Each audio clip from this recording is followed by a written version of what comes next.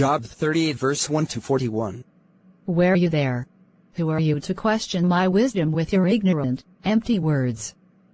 Now stand up straight and answer the question I ask you. Were you there when I made the world?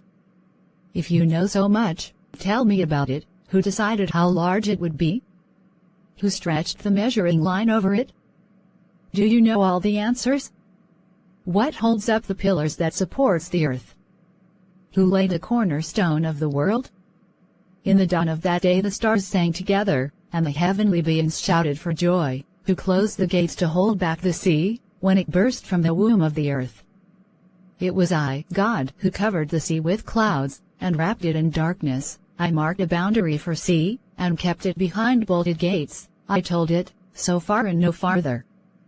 Here your powerful waves must stop. Job, have you ever in all your life commanded a day to dawn? Have you ordered the dawn to seize the earth, and shake the wicked from their hiding place? Daylight makes the hills and valleys stand out like the folds of a garment, clear as the imprint of a seal on clay. The light of day is too bright for the wicked, and restrains them from doing violence. Have you been to the springs in the depths of the sea? Have you walked on the floor of the ocean? Has anyone ever shown you the gates that guard the dark world of the dead? Have you any idea how big the world is? Answer me if you know. Do you know where the light comes from, or what the source of darkness is? Can you show them how far to go, or send them back again? Have you visited the storeroom, where I keep the snow and the hail? Have you been to the place where the sun comes from, or the place from which the east wind blows? Who dug a channel for the pouring rain, and cleared the way for the thunderstorm? Who makes rain fall where no one lives? Who waters the dry and thirsty land, so that grass springs up? Does either the rain or the dew have a father? Who is the mother of the ice and frost, which turn the waters to stone and freeze the face of the sea? Can you tie the Pleiades together or loosen the bonds that hold Orion? Can you guide the stars season by season, and direct the Big and the Little Dipper? Do you know the laws that govern the skies, and can you make them apply to the earth? Can you shout order to the clouds and make them drench you with rain? And if you command the lightning to flash, will it come to you and say, "At your service"? Who tells the bulls when the Nile will flood, or who tells the rooster that rain will fall? Who is wise enough to count the clouds, and tilt them over to pour out the rain, rain that hardens the dust into lumps?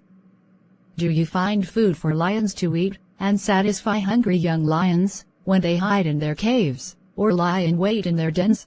Who is it that feeds the ravens, when they wander about hungry, when their young cry to me, God, for food? Job chapter 39 verse 1 to 30. Do you know when mountain goats are born? Have you watched wild deer give birth?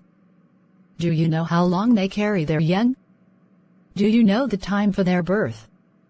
Do you know when they will crouch down, and bring their young into the world? In the wild their young grow strong, they go away and don't come back. Who gave the wild donkeys their freedom? Who turned them loose and let them roam? I give them the desert to be their home, and let them live on the salt plains. They keep far away from the noisy cities, and no one can tame them and make them work. The mountains are the pastures where they feed, where they search for anything green to eat. Will a wild ox work for you? Is he willing to spend the night in your stable? Can you hold one with a rope and make him plow? Or make him out a harrow in your fields? Can you rely on his great strength and expect him to do your heavy work? Do you expect him to bring in your harvest, and gather the grain from your threshing place? How far the wings of an ostrich beat! But no ostrich can fly like a stork. The ostrich leaves her egg on the ground, for the heat in the soil to warm them. She is unaware that a foot may crush them, or a wild animal break them. She acts as if the egg were not hers, and as unconcerned that her effort were wasted. It was I who made her foolish, and did not give her wisdom. But when she begins to run, she can laugh at any horse and rider. Was it you, Job, who made horses so strong, and gave them their flowing manes? Did you make them leap like locusts and frighten people with their snorting?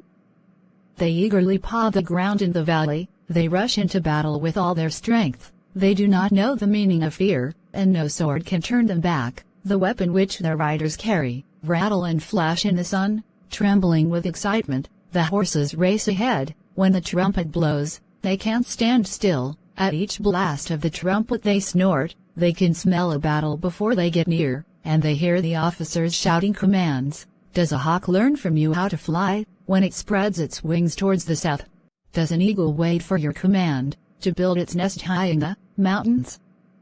It makes it home on the highest rock, and make the sharp peaks its fortress. From there it watches near and far for something to kill and eat. Around dead bodies the eagles gather, and the young eagles drink the blood. Job, you challenged Almighty God. Will you give up now, or will you answer?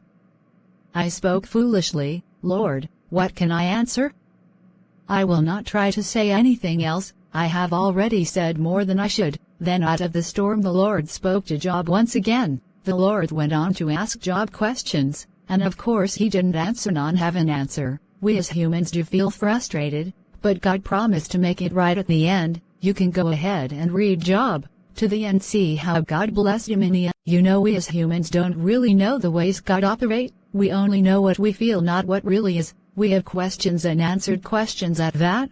But you can all see how Job questioned God. When God questions him, he couldn't find any answer to give. That's because God is over all. He has reasons for everything you might be passing through. All you need to do is commit your ways all to him. Let's look at this passage. Jeremiah 29 verse 11. For I know the thoughts that I think towards you, saith the Lord, thoughts of peace, and not of evil, to give you an expected end. KJV, I alone know the plans I have for you, plans to bring you prosperity and not disaster, plans to bring about the future you hope for. Good News Version. Can you now see? God has you in mind no matter the situation you are in.